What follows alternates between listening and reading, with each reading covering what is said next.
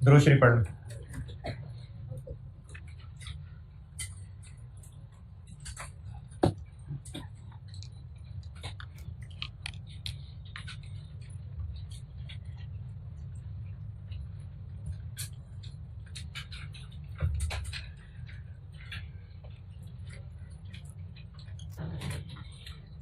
ये जो मैं आपको अकाउंट्स कल बना के दे रहा था ना, ये इस चैप्टर में तो चाहिए ही चाहिए। इसके अलावा एक चैप्टर आगे हमने कैश फ्लो पढ़ना है, उसमें भी जरूरत पड़ेगी वर्किंग्स की।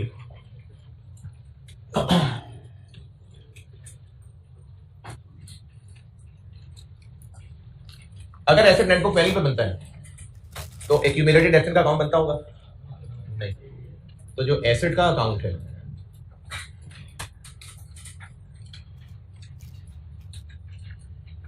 इसमें बीडी होगा। और कल मैंने इधर ब्रैकेट में नहीं लिखा था, लिख लीजिएगा, मैंने बीडी के साथ ब्रैकेट में नहीं लिखा था, क्या लिखा था? कॉस्ट। कॉस्ट लिख लेना, कॉस्ट सीडी के साथ भी। बताने का मकसद ये है कि ये एसेट की कॉस्ट ही आ रही होगी। बीडी जितने एसेट साल के शुरू में मौजूद थे उनकी कॉस्ट आ रही होगी। अच्छा, ये मैंने जो कल पढ़ाना शुरू किया था ना, ये है क्या चीज? आज इसका सवाल कराता हूं तो नजर आएगा। अब मैंने ये पढ़ाना शुरू कर दिया है कि एक से ज्यादा एसेट्स होंगे पूरी क्लास में, तो टी अकाउंट हर चेयर का अलग अलग बन रहा होगा नहीं, वो तो फर्नीचर का बन रहा होगा। तो जब एक से ज्यादा एसेट्स क्लास में होंगे तो फिर टी अकाउंट बनाने के लिए कैसी मेहनत की जाती है वो सिखाने लगा। क्योंकि अब तक हमने एक एसेट की पूरी जिंदगी पढ़ ली, खरीद लिया, उसकी कॉस्ट निकाल ली, उसको डेप्रिशिएट कर लिया, एस्टीमेट चेंज कर दिया, एक्सीडेंट भी करा दिया, इलाज भी करा लिया, बेच भी दिया, ये एक एसेट के लिए सारा कुछ कर लिया। अब मैं उस सारी मेहनत को ला रहा हूं कि अगर पूरी क्लास का अकाउंट है तो उसमें क्या क्या एक्स्ट्रा मेहनत करनी पड़ रही होती है, इस पे आ गया हूं मैं।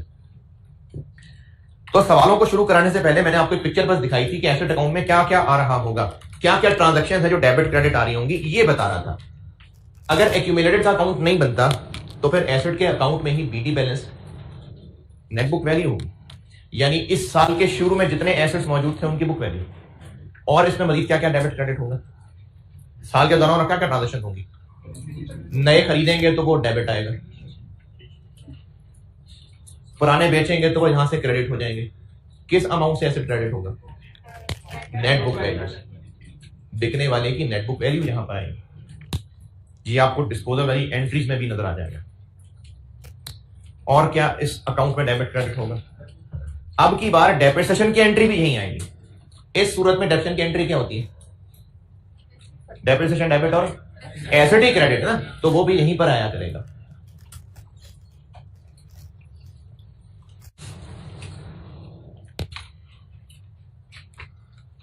और इसके एंड पे सीडी बैलेंस होगा और ये साल के एंड के बचे हुए एसेट्स की बुक वैल्यू होगा। और इस सूरत में एक्यूमुलेटेड का अकाउंट भी आ रहा होगा नहीं, और इस सूरत में डिस्पोजल अकाउंट की शक्ल में भी चेंज ये आएगी कि अब इस साइड पे जो एसेट बिका उसकी बुक वैल्यू आ रही होगी। ये जब डिस्पोजल की एंट्रीज पढ़ाई थी ना तो ये बना के दिखाया था मैंने। ये सब काम पहले किसी ना किसी शक्ल में पढ़ा हुआ है, मैं सिर्फ उसको समराइज कर रहा हूं अब एक पूरी क्लास की शक्ल में। ये जो मैंने कल से टी अकाउंट बनाने शुरू किए थे ना, आपकी शक्लों से अंदाजा हो रहा है कि आपको कुछ नहीं पता चल रहा है क्या हो रहा है। मैंने अब तक जो एक एसेट की पूरी जिंदगी बता दी, कॉस्ट कैलकुलेट कर ली, डेप्रिशिएट कर लिया, डेप्रिसिएशन मेथड्स को चेंज कर लिया, एस्टीमेट चेंज हो गया, एक्सीडेंट हो गया, मजीद कैपिटल एक्सपेंडिचर कर लिया, बेच दिया, एक्सचेंज कर दिया, सब कुछ एक एसेट की पूरी जिंदगी पढ़ लिया। अब मैं ये पढ़ाने लगा हूं कि ये एक ही एसेट थोड़ी बिजनेस के पास होता है। बिजनेस के पास व्हीकल का अकाउंट आ रहा होगा, अब उसमें 15 गाड़ियां हो सकती हैं, तो अगर इस साल मजीद गाड़ियां खरीदी होंगी तो वो और डेबिट हो जाएंगी व्हीकल्स। कोई एक आधी बेची होगी तो व्हीकल्स अकाउंट क्रेडिट हो जाएगा। डेप्रिसिएशन सिर्फ एक गाड़ी की होगी, सबकी होगी। तो अगर पूरी क्लास का अकाउंट बनाना है वो कैसे बनाना है, अब ये चीज सिखाने लगा। मैंने जब किसी लेक्चर में 6-7 लेक्चर पहले जब मैंने डेप्रिसिएशन की एंट्री बताई थी ना, तो टी अकाउंट में तब बनवा चुका हूं। एसेट का अकाउंट भी बनाया था, एक्यूमुलेटेड एसेट का अकाउंट भी बनाया था, और एसेट मेंटेन्ड एट कॉस्ट पे भी बनाया था, और उस पे भी बना के दिखाए थे। हमने बना के दिखाया था, कसम से बनवाया था, पेजेस पलट के देखने था। उसमें बीडी सीडी ये सब चीजें थी, लेकिन उस वक्त तक मैंने सिर्फ एक एसेट की डिस्कशन की थी, तो उस अकाउंट में भी बस उस एक ही एसेट के बारे में चीजें थी। अब मैंने मजीद इस चैप्टर को आगे बढ़ाया है। एक्चुअली अब हम एग्जाम लेवल के करीब पहुंच रहे हैं कि एक एसेट थोड़ी होगा, क्लास में तो बहुत सारे एसेट्स होंगे। तो वो जो पहले मेहनत एक एसेट के बारे में की थी, असल में अब एक एसेट नहीं होना, पूरी क्लास में बहुत सारे एसेट्स होने हैं।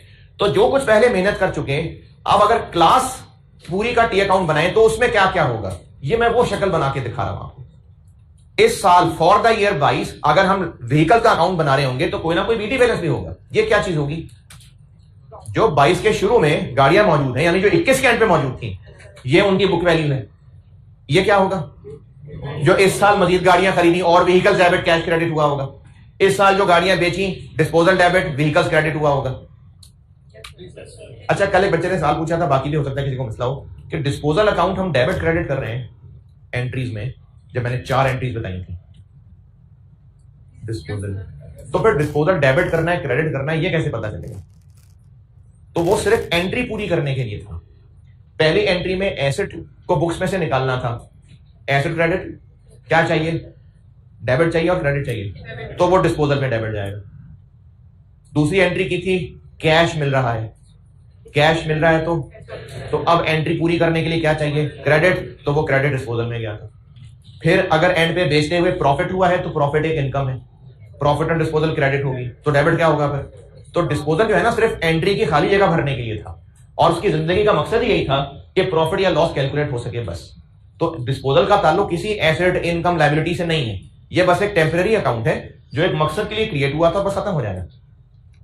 तो मैं आपको कल और ये जो आज बात सिखा रहा हूं, जिसके अभी सवाल लेके चलूंगा, जो अब तक एक एसेट का सारा सफर सीख लिया ना, अब हम उस सबको कंबाइन करके पूरी क्लास को सामने लेके सॉल्व करने लगे।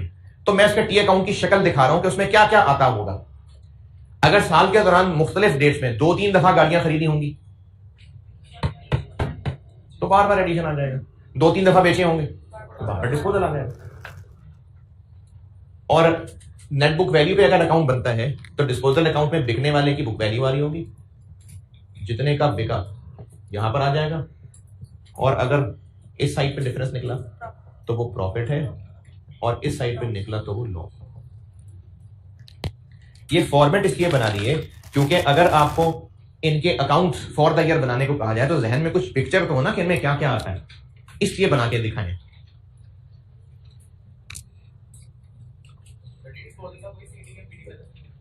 नहीं, क्योंकि ये टेम्पररी चीज थी, इन दोनों के डिफरेंस से प्रॉफिट या लॉस ही निकालना था और फिर उसकी एंट्री कर देने की, कोई सीटी नहीं है।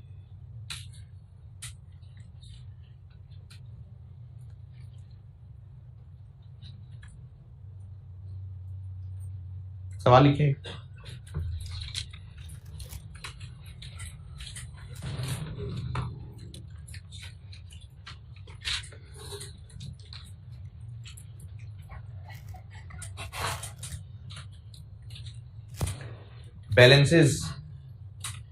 balances as on 1st January 21, balances as on 1st January 21।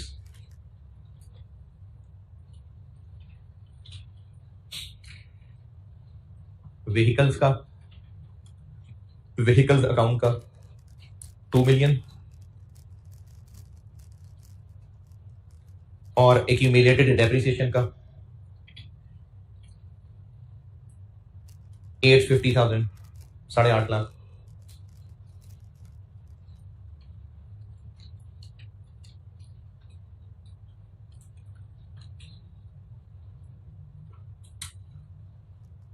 On 1st April 2021 a new vehicle was purchased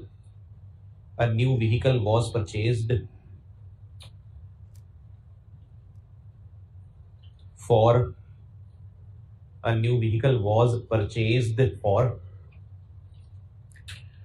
750,000, 7.5 lakh. On 30th जून 21, बस ये सेंटेंस पूरा हो गया। उसके बाद on 30th June 21 a vehicle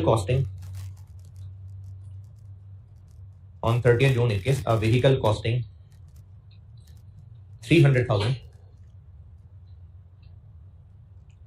and having net book value and having net book value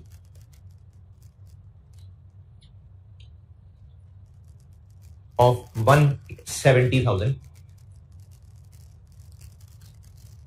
was sold for 145,000.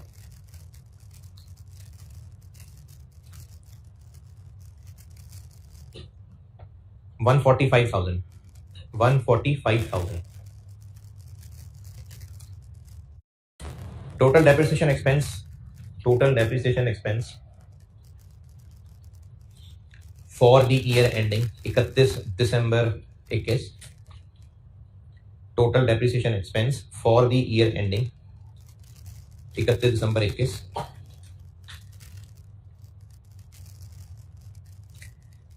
255,000, 2,55,000 आपसे required है vehicles account बना दें, एक्यूमुलेटेड डिडक्शन अकाउंट बना दें और डिस्पोजल अकाउंट बना दें for the year ending 31 December 21। Vehicle account, accumulated depreciation account और disposal account for the year ending 31 December 21। ये जो आज किया बोर्ड पे ये है, ये जो कल किया था, ये जो कल किया था वो। चले बनाइए तीनों अकाउंट, डेट्स वगैरह सब डाल के।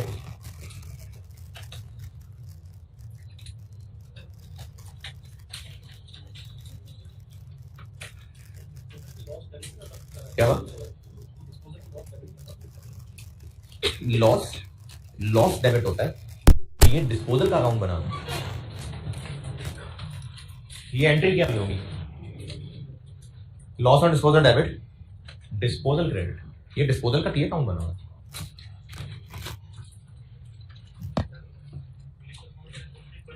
क्या जी? क्या पूछ क्या रहे हो? मुझे सवाल नहीं समझ आया। नहीं लिखवाया यार, आपने नहीं लिखा, मैंने लिखवाया। देखो 7 वालों से पूछो, सवाल का शुरू ही मैंने यहीं से किया।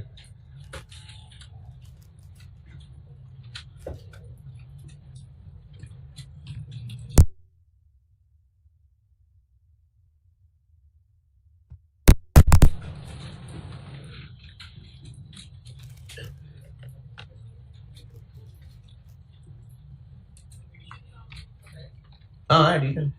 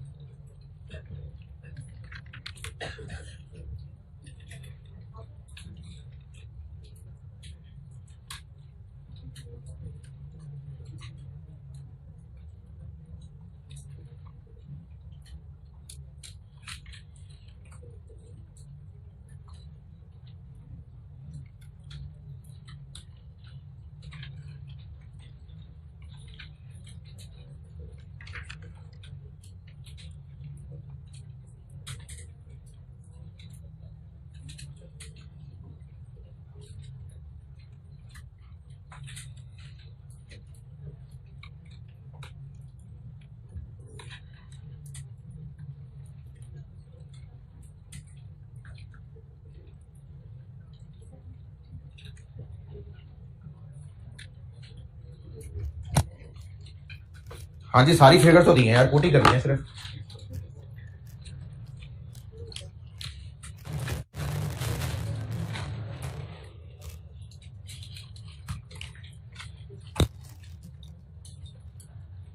अभी 3-4 हफ्ते पहले जब आप नन्हे मुन्ने से मेरे पास आए थे और आपको डेबिट क्रेडिट की एंट्री सिखाई थी, फिर उनको वहां से टी अकाउंट में पोस्ट किया था। अब डायरेक्टली टी अकाउंट में पोस्ट करना भी आना चाहिए हमें। तो ये डायरेक्टली पोस्टिंग ही की शक्लें बनाई हुई हैं। जैसे जब एसेट खरीदते हैं, फर्नीचर क्या एंट्री होगी, फर्नीचर डेबिट, कैश क्रेडिट। तो फर्नीचर अकाउंट में किस साइड पे आएगा, ये वो डेबिट साइड पे आएगा। तो अब से ऑनवर्ड हम टी अकाउंट में डायरेक्ट भी डेबिट क्रेडिट पोस्ट करने के काबिल होंगे। तो व्हीकल्स के अकाउंट के अंदर मैंने तो सारी चीजें आपको बताई ही दी हैं। 1 जनवरी 21 को बीडी कितना, 2 मिलियन। फिर कब, 1 अप्रैल 21 को एडिशन 750,000। फिर कैश भी लिख सकते हैं, कोई मसला नहीं। कैश मैंने आपको बताया था कि टी अकाउंट में पोस्ट करने के अंग्रेजी लिखने के 2 तरीके होते हैं। जो अकाउंट डेबिट हुआ है उसमें डेबिट साइड पे पोस्ट हुआ, और जो दूसरा अकाउंट था उसका नाम आ जाए, या फिर है, या फिर क्या अंग्रेजी लिखें, या फिर जो रिलेटेड डिस्क्रिप्शन है वो लिख दें। तो डिस्क्रिप्शन लिखना ज्यादा बेहतर होता है, उससे अकाउंट याद करने में आसानी होती है। तो एडिशन लिख दें, ये भी ठीक है। कैश लिख दें, ये भी ठीक है। और क्या है, कब,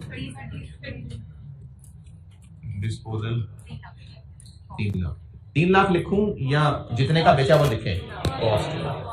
और 31 दिसंबर पे सीडी, तो वो तो मैंने नहीं बताया। हाँ तो करें, खुद करें कैलकुलेट। 2450 जी। इसमें बताएं, कोई मसला, कोई मुश्किल परेशानी? मैंने सारा डाटा बताया, सिर्फ पुट ही किया इसको डेट के साथ। हाँ जी, एक्यूमुलेटेड डिडक्शन का डाटा अलग है, तो उसका मतलब ये अलग अकाउंट बन रहा है। अगर मैं आपको ओपनिंग बैलेंस ही 2 मिलियन अलग और वो 8.5 लाख अलग बनाने की बजाय बस कहता व्हीकल का ओपनिंग बैलेंस है 12 लाख, तो उसका मतलब बुक वैल्यू होती। एक्यूमुलेटेड डेप्रिसिएशन में यहां पर आएगा 1 जनवरी 21 बीडी 850, और इसमें 31 दिसंबर 21 पे डेप्रिसिएशन आएगी 255।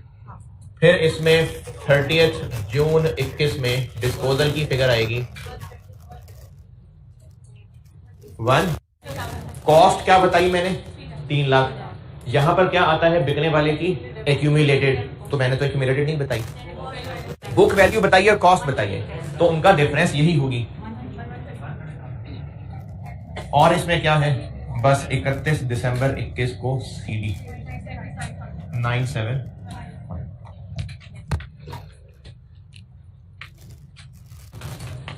ये भी ठीक है? yes, जिनसे नहीं ठीक है वो पूछे बेटा, जो नहीं समझ आ रहा। ये बनाए सही है? नहीं समझ आया आंसर, नहीं समझ आया। Cost minus accumulated depreciation is equal to net book value. तो मैंने आपको कॉस्ट बता दी और बुक वैल्यू बता दी, तो इनका डिफरेंस एक्यूमुलेटेड ही होगा। और तीसरी चीज मैंने मांगी डिस्पोजल।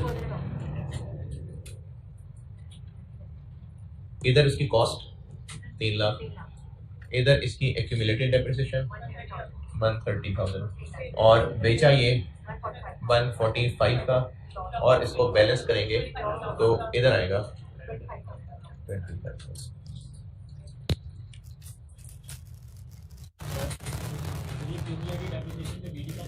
मैंने बताया था सवाल की शुरू में, तो बताया है यार। मैंने सवाल के 2 लोगों ने पूछ ये बात, मैंने सवाल का शुरू यहां से किया था, बैलेंसेस एज एट 1 जनवरी 21। एक मैंने उसमें व्हीकल की वैल्यू बताई थी, एक उसमें एक्यूमुलेटेड डिडक्शन की वैल्यू बताई थी। तो ये 1 जनवरी के बैलेंसेस यानी बीडी बैलेंसेस थे। हाँ जी, अकाउंट की शक्लें ओके जी। एक्यूमुलेटेड में इस साइड पे क्यों आया भाई? अच्छा, एसेट में इस साइड पे क्यों आया? क्योंकि एसेट है, इसका डेबिट बैलेंस ही होता है। और जब मैंने आपको डेप्रिसिएशन की अकाउंटिंग बताई थी, एक्यूमुलेटेड डिडक्शन का अकाउंट बताया था, तो एक्यूमुलेटेड डेप्रिसिएशन एक क्रेडिट नेचर का अकाउंट है जिसमें उस है ताल्लुक एसेट ग्रुप से, लेकिन जैसे परचेज और परचेज रिटर्न होती है तो उस तरह से एसेट डेबिट बैलेंस है, एक्यूमुलेटेड डिडक्शन का क्रेडिट बैलेंस होता है।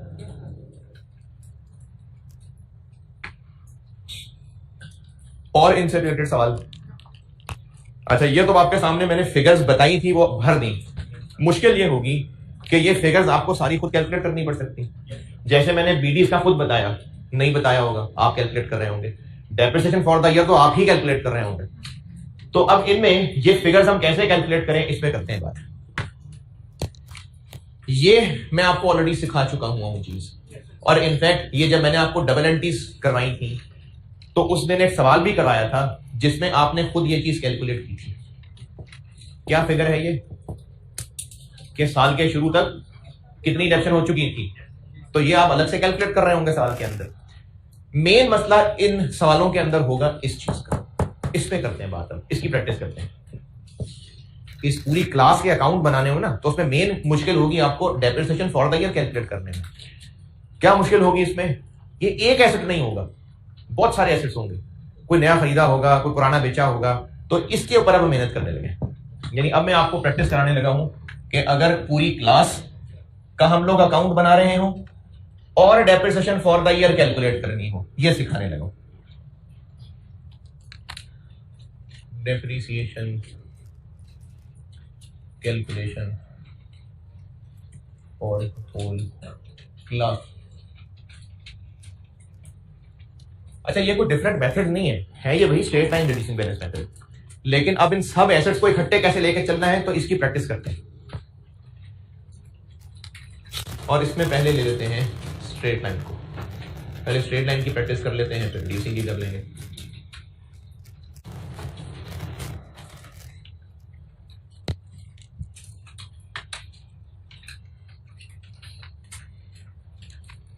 और सवालों में हो सकता है, ज्यादा चांस नहीं है लेकिन हो सकता है, इसलिए पहले बात करते हैं फुल ईयर बेसिस की।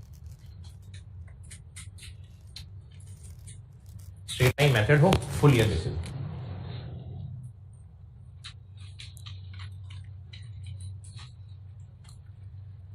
अच्छा, करूंगा ये कि एग्जाम्पल से सिखाऊंगा, फिर अगर उसकी कोई फॉर्मेट शक्ल बन सकी तो वो भी लिख दूंगा, लेकिन मेन चीज होगी कि आपको जो एग्जाम्पल से तरीका सिखाया होगा वो, इसके लिए सवाल लिखें।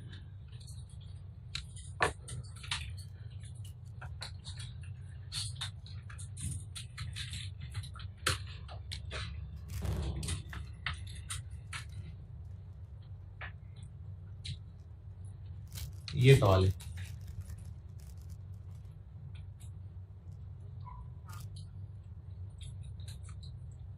First January 21 BD 3 million, first November 21 addition 4 lakh, 30 April 21 disposal 240, और 31 दिसंबर 21 सीडी कितना?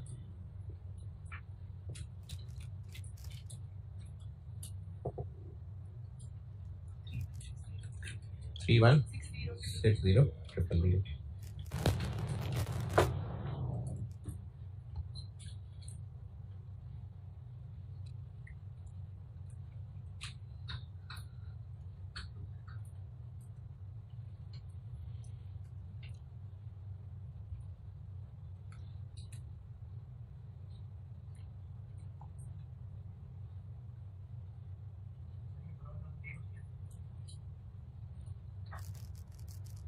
हाँ जी,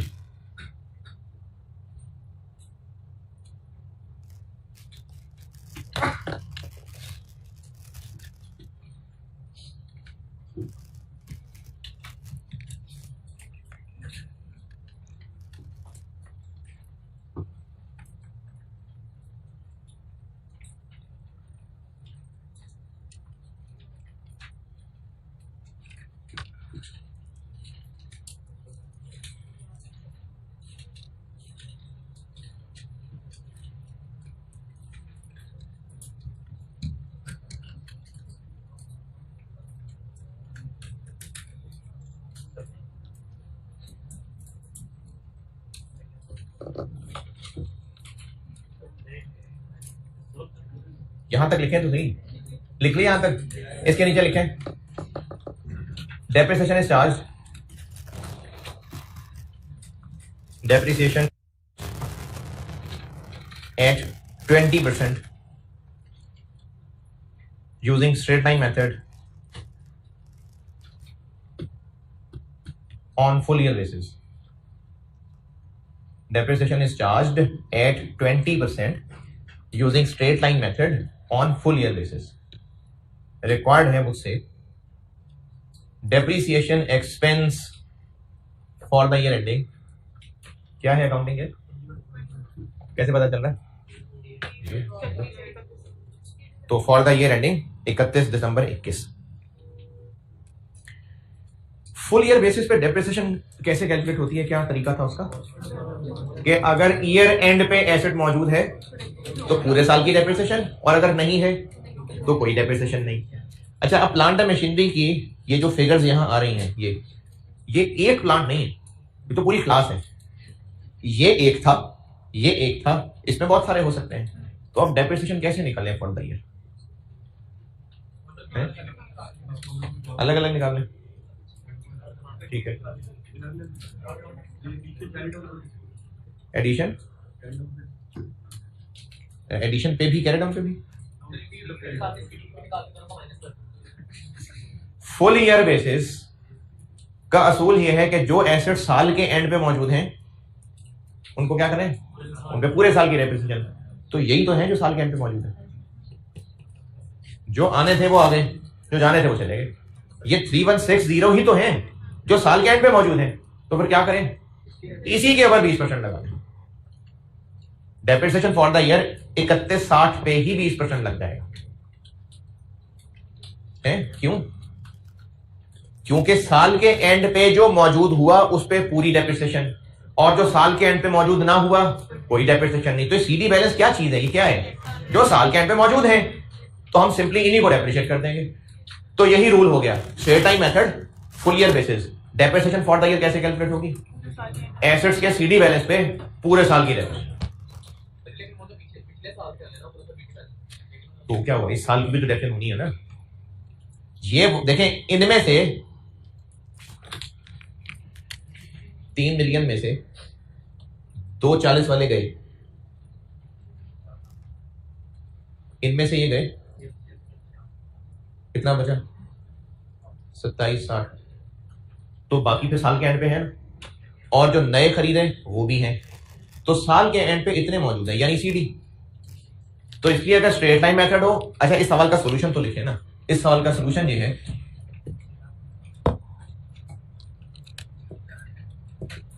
3160 इंटू 20, 630।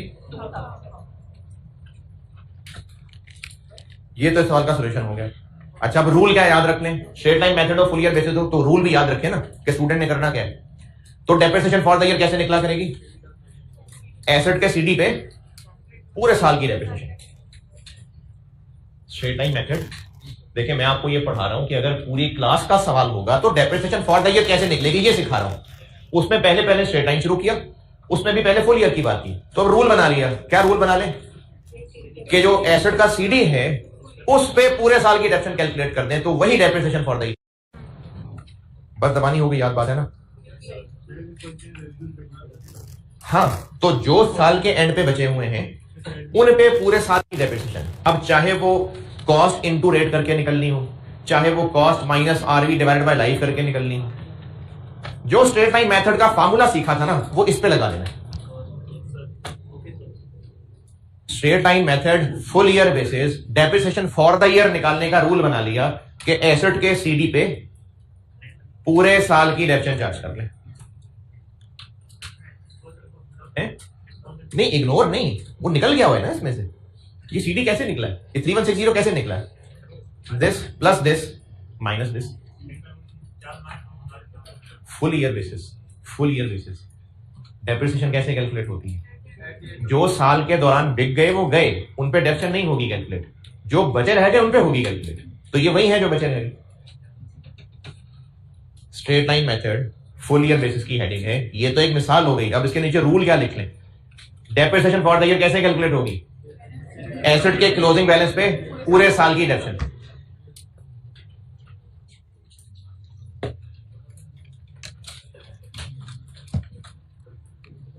सवाल लिखें।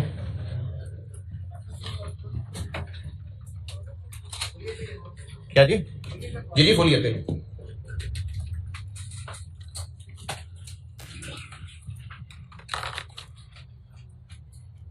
जी जी हाँ? कौन सा मेथड?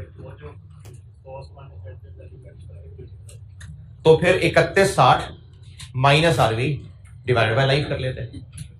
स्ट्रेट लाइन में डेप्रिसिएशन कैलकुलेशन का जो भी तरीका है, चाहे वो रेट लगने वाला तरीका है, चाहे लाइफ पे डिवाइड करने वाला तरीका है, वो सलूक किसके साथ कर लेंगे?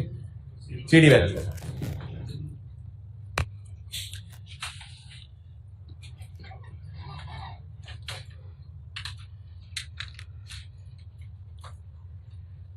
सवाल लिखिए।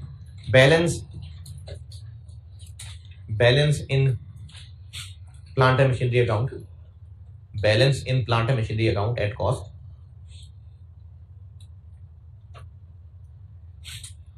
Balance in plant and machinery account at cost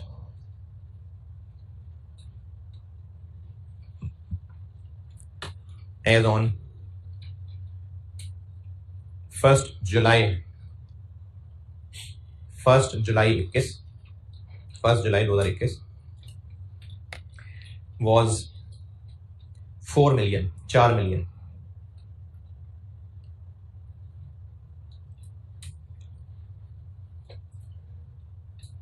All these assets, यानी ये जो 4 मिलियन है ना, जिनकी कॉस्ट है 4 मिलियन है, all these assets were purchased at start of business on 1st November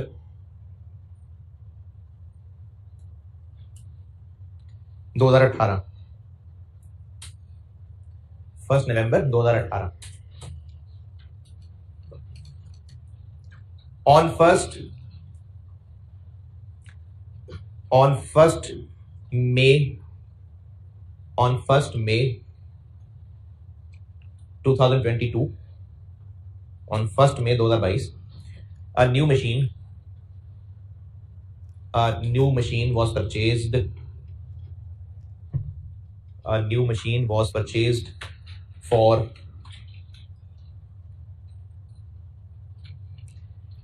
360,000. On 31st March 2022, an old machine costing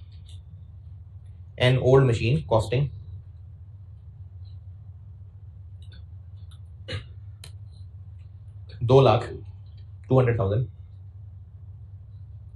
was sold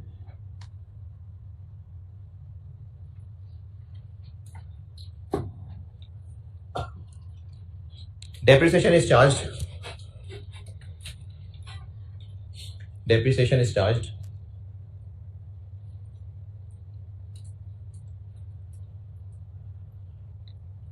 over useful life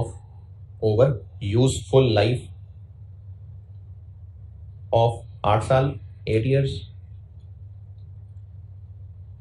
using straight line method on full year basis।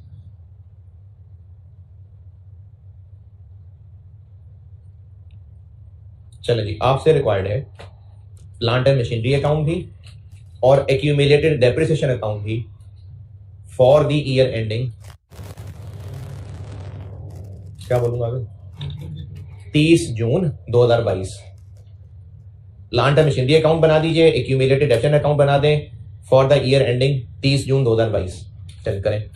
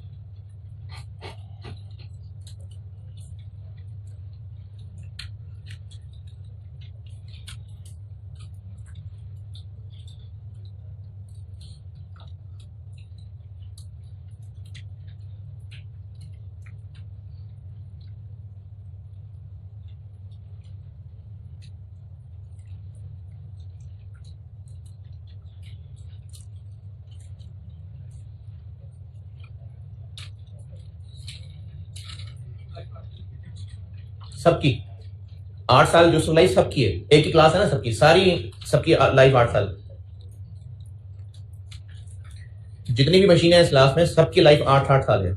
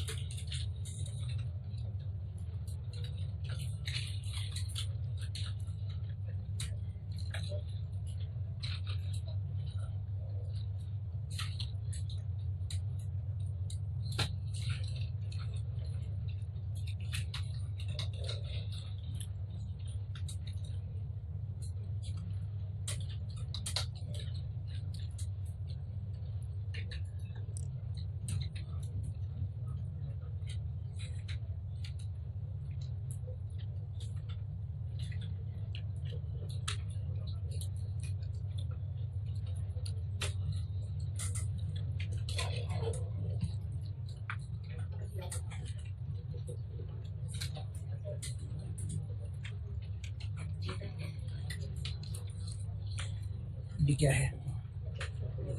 क्यों हो गई नहीं 0? तो ढूंढो ना, नहीं दिया तो आप ढूंढे।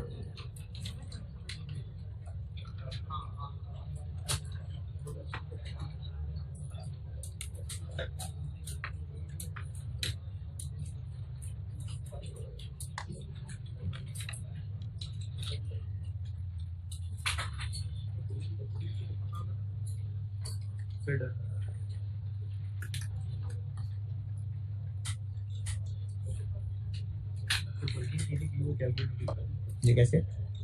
ये इसकी फिगर है ना, स्टार्ट में था, इसको मल्टीप्लाई किया रेट से 1/8 ठीक है, और इसको 4 से मल्टीप्लाई कर दिया। 4 कैसे? 4 साल 3 साल तो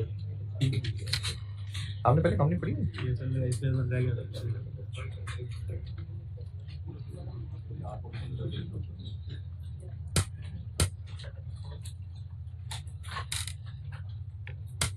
कैसे? 4 साल की ऐसे मल्टीप्लाई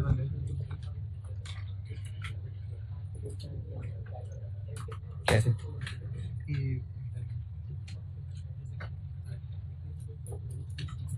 ठीक है बोलो, इसको 8 की 8 से डिवाइड, तो उससे आंसर आ गया। तो ये ओपनिंग एक्यूमुलेटेड होगी। ओपनिंग एक्यूमुलेटेड कैसे होनी चाहिए?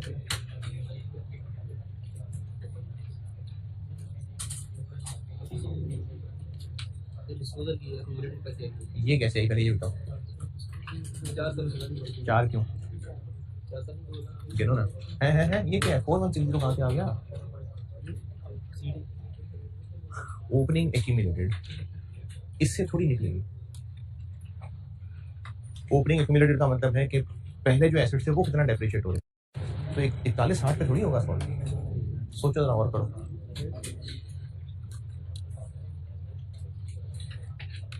एक्यूमुलेटेड का बीडी कहाँ आता है?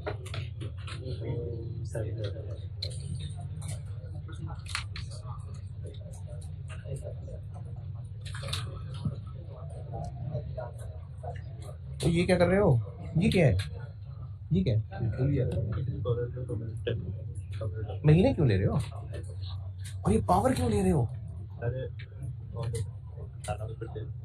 पावर वो रिड्यूसिंग बैलेंस में होता था यार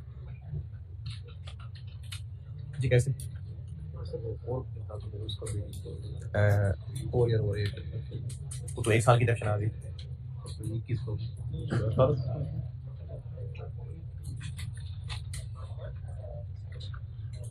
ये क्या किया भाई? ये क्या है? कैसे? सीटी को क्यों किया है?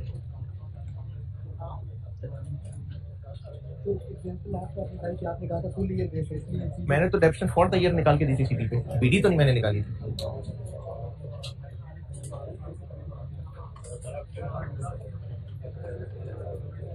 दो लाख क्या है? अच्छा ठीक है, सही है। 4 कैसे? गिनो।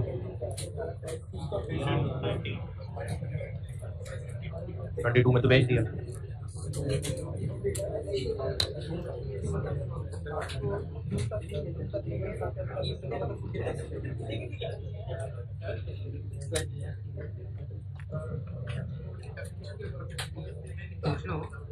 क्या नहीं लिखेंगे? लिखेंगे ना।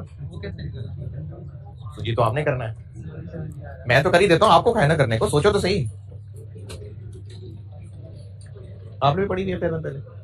सर मेरा पिछले टेस्ट में मैंने एफआर वाला टैक्स निकाला, मेरा क्लियर नहीं हुआ सर। एफआर में डिटेल में मुझे आखिरी पूरा पेपर आता, सिर्फ किस वजह से आता टाइम की वजह।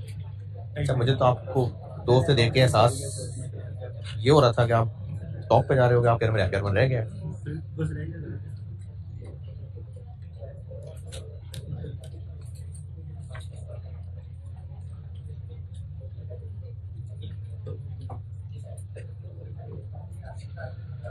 वो ये इतनी अजीब सी फिगर कैसे आ गई?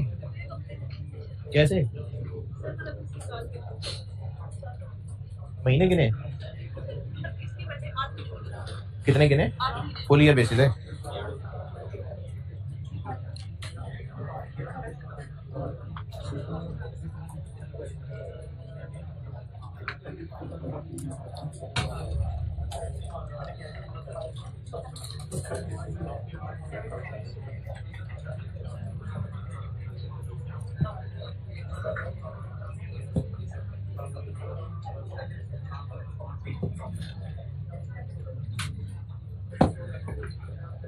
चले थे देखें जी, प्लांट मशीनरी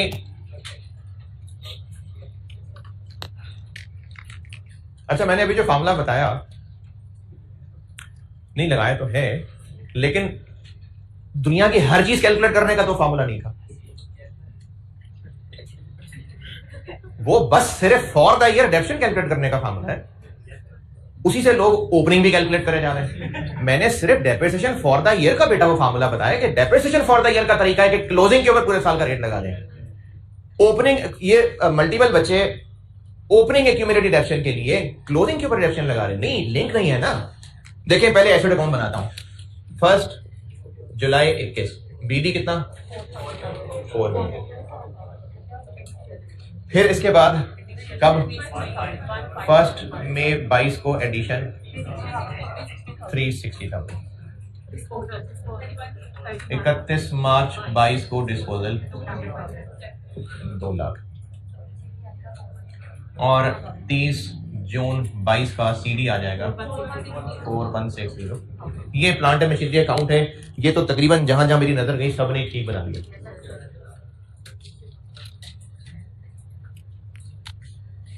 1 जुलाई 21 और एक्यूमुलेटेड का बीडी क्रेडिट साइड पे आता है। इधर ये नहीं दिया हुआ था, लेकिन ये बताया था कि ये जो 4 मिलियन के एसेट्स दिए हुए हैं ये सारे के सारे एक ही दिन इकट्ठे खरीदे थे। कब खरीदे थे? 1 नवंबर। तो बस ये फिर तब से इकट्ठे ही डेप्रिशिएट होते आ रहे थे। 30 जून 19 पे डेप्रिशिएट हुए होंगे, 30 जून 20 पे, 30 जून 21 पे। ये सब चूंकि इकट्ठे ही खरीदे गए थे, इसलिए इकट्ठे ही जितना असा डेप्रिशिएट हो चुके हुए थे पिछले साल तक, वो है ओपनिंग एक्यूमुलेटेड। ओपनिंग एक्यूमुलेटेड का इससे क्या ताल्लुक है? इसके ऊपर क्या कैलकुलेट होगा? 2022 की डेप्रिसिएशन, क्योंकि इसमें एडिशन भी शामिल हो चुका, 2022 भी गिन लिया। ओपनिंग तो यह है कि इनके ऊपर पिछले साल तक क्या डेप्रिसिएशन थी। तो चूंकि ये सारे के सारे इकट्ठे खरीदे गए थे, इकट्ठे ही डेप्रिशिएट होते आ रहे थे, तो पहली दफा डेप्रिशिएट हुए होंगे ये 30 जून 19 पे, फिर 20 पे, फिर 21 पे। तो ओपनिंग एक्यूमुलेटेड बन गई इस 4 मिलियन को divided by 8 into 3, 15 lakh.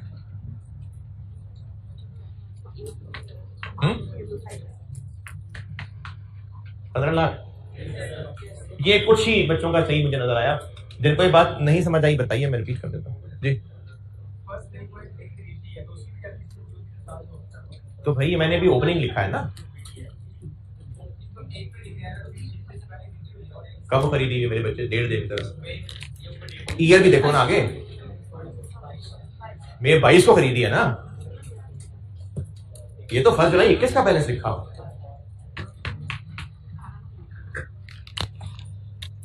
Year and के ऊपर 30 जून 22, ये डेप्रिसिएशन चूंकि फुल ईयर बेसिस है तो इसके ऊपर कैलकुलेट होगी। 4160 divided by 8,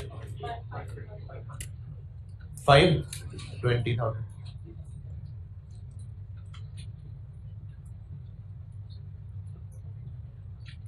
for the year था ये कि सीडी के ऊपर कैलकुलेट कर ले।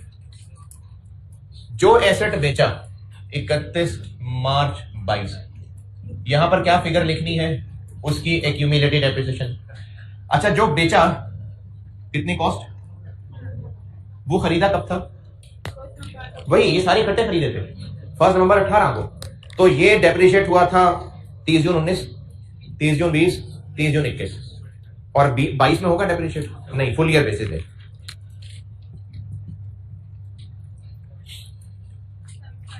$70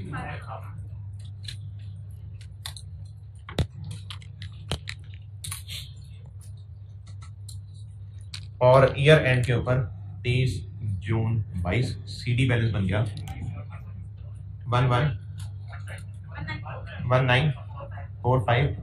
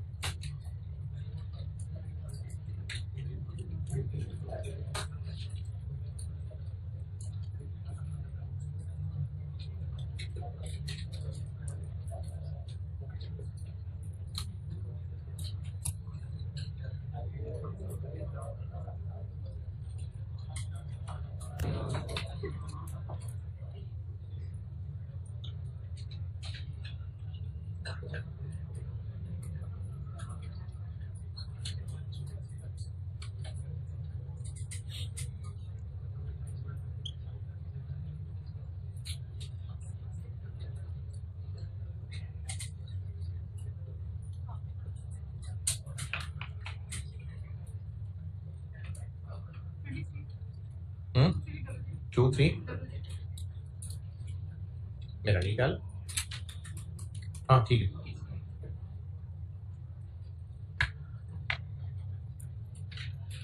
अच्छा, बाय डिफॉल्ट मंथली बेसिस डेप्शन होती है कि full year? By default monthly होती है। डेप्रिसिएशन 20% है, स्ट्रेट लाइन मेथड।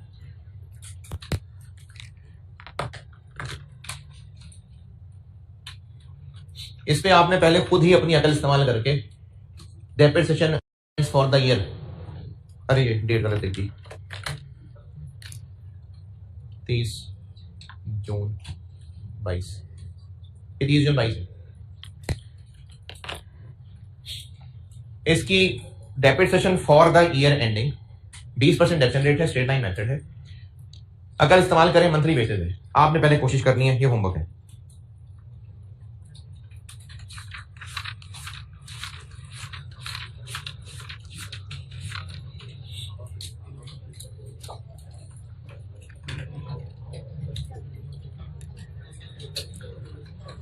कल कोई हदीस तो नहीं सुनाई थी मुझे लगता है,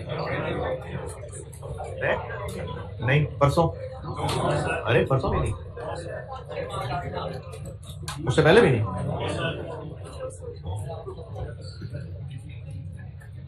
कोई आखिरी क्या बात थी, मुझे तो याद नहीं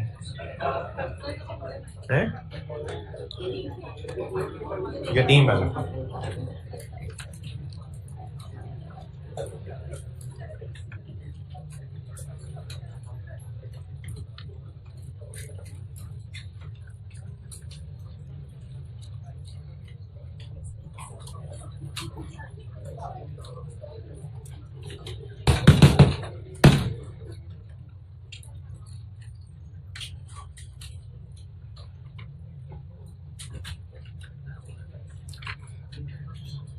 अच्छा आप लोग, अगर आप में से हॉस्टल वाला, चलो हॉस्टल एक मिसाल की अलग है, लेकिन आप में से जो लोग किराए पे रहते हैं या